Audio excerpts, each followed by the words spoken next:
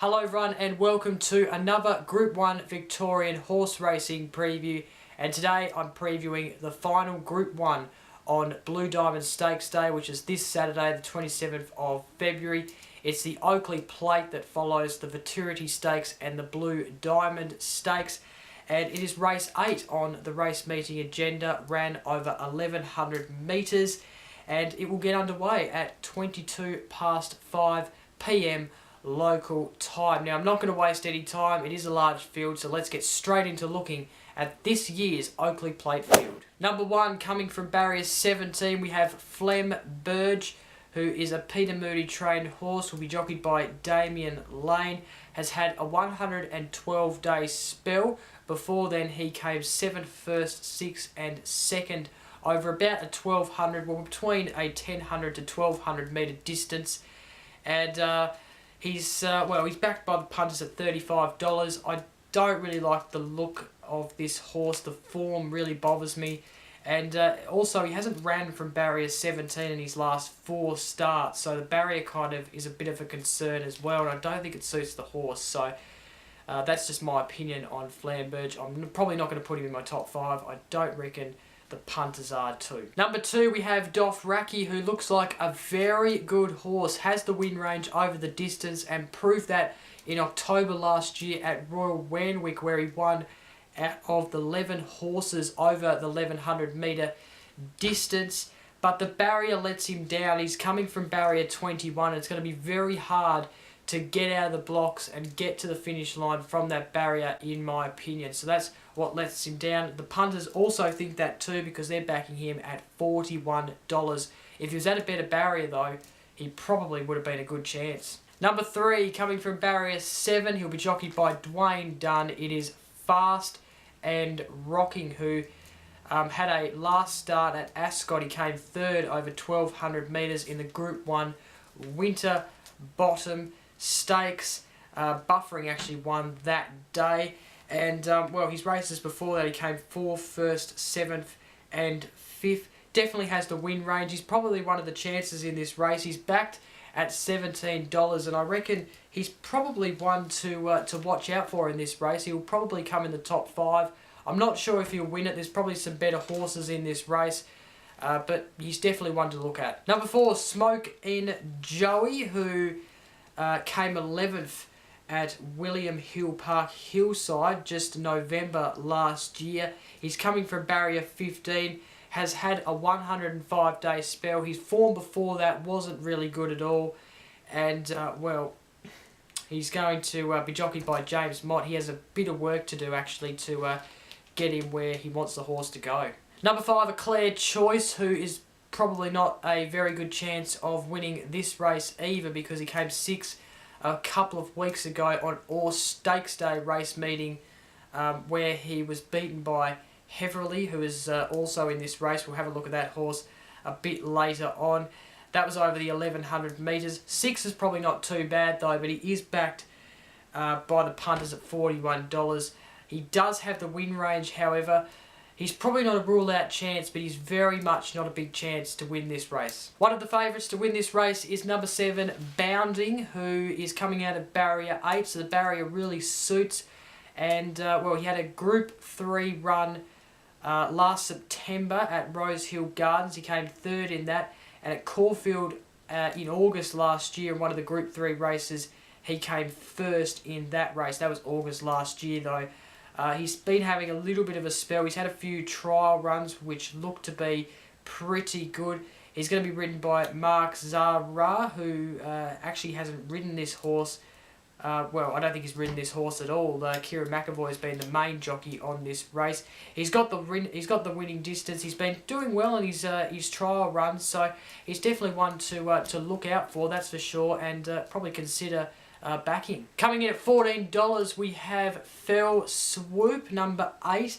He'll be ridden by Glenn Schofield and will be coming out of barrier 5.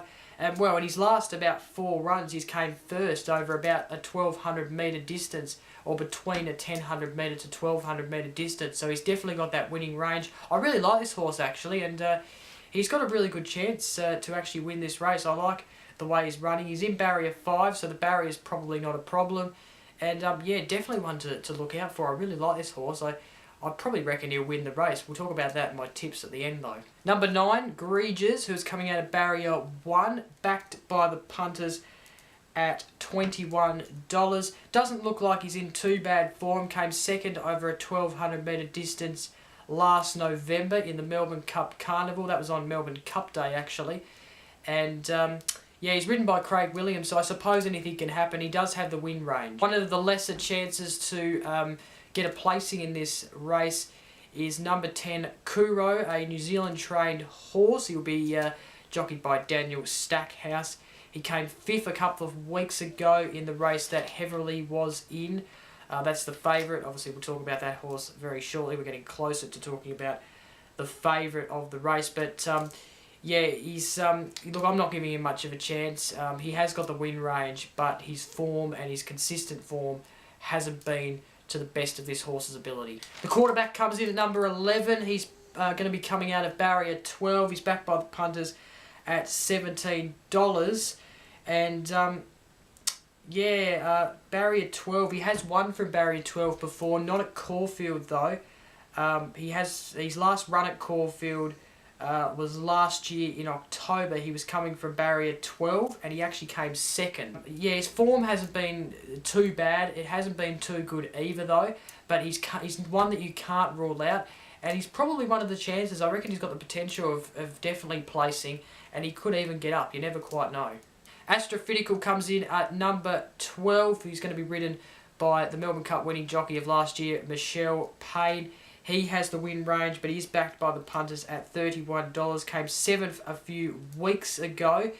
Yeah, before then he had a 93-day spell. His form before that wasn't really that good. So, yeah, I don't really like this form of the horse. Number 13, Gurantee, who has rode last year in the Melbourne Cup Carnival and came 7th at Flemington. So he's had a bit of a spell, but he's had a couple of trial runs where he's done okay-ish. They were both at Cranbourne. He got beaten by Mourinho in one of them.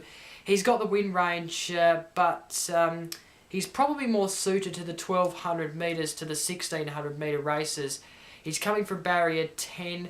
He's backed by the punters at $35. He's probably not one of the main chances in my opinion. Pittsburgh Flyer comes in at number 14, backed by the punters at $34. Won over this distance 114 days ago at Flemington in the Melbourne Cup Carnival. I think that was on Oaks Day actually, in the one of the Group 3 races there.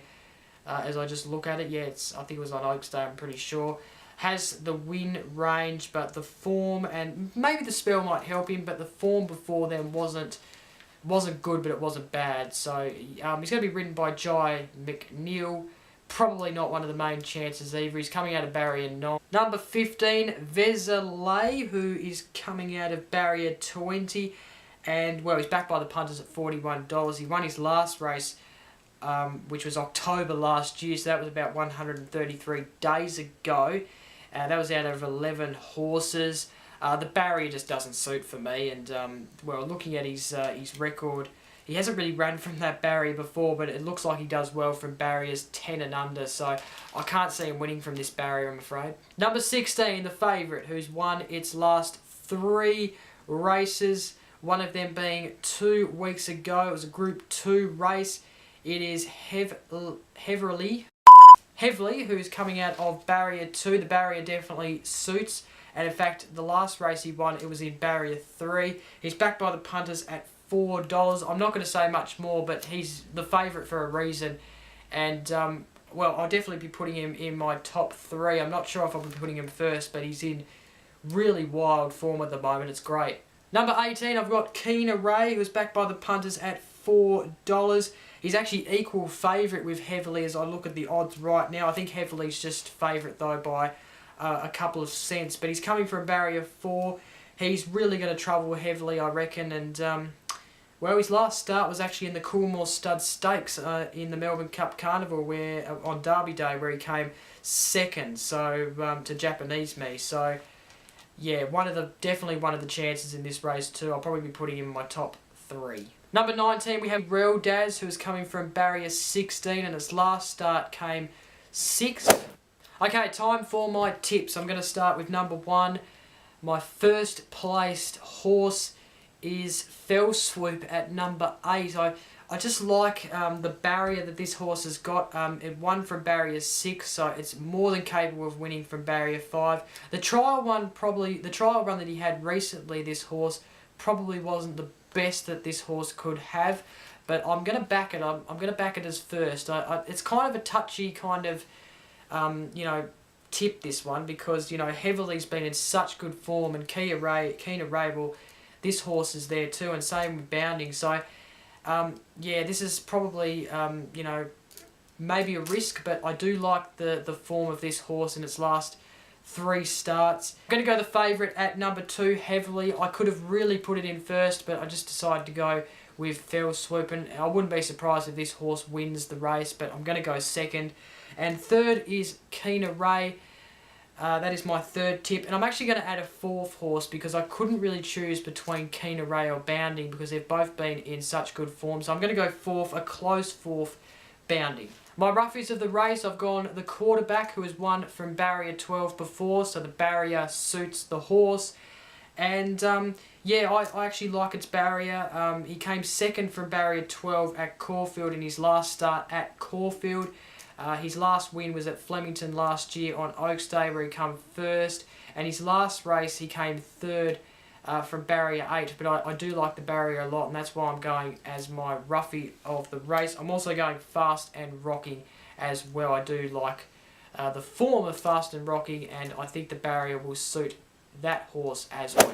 Okay, so that's it for my Oakleigh Plate preview. If you want to watch my preview of the Victorian Stakes and the Blue Diamond Stakes, then they will show up on the screen somewhere, or the links will be down in the description below. Of course, don't forget to like, comment and share this video, and subscribe for more horse racing previews, as well as the Ultimate AFL show, which I've started. So yeah, thank you very much everyone for watching. Until next time, I'm Jacob. See you later.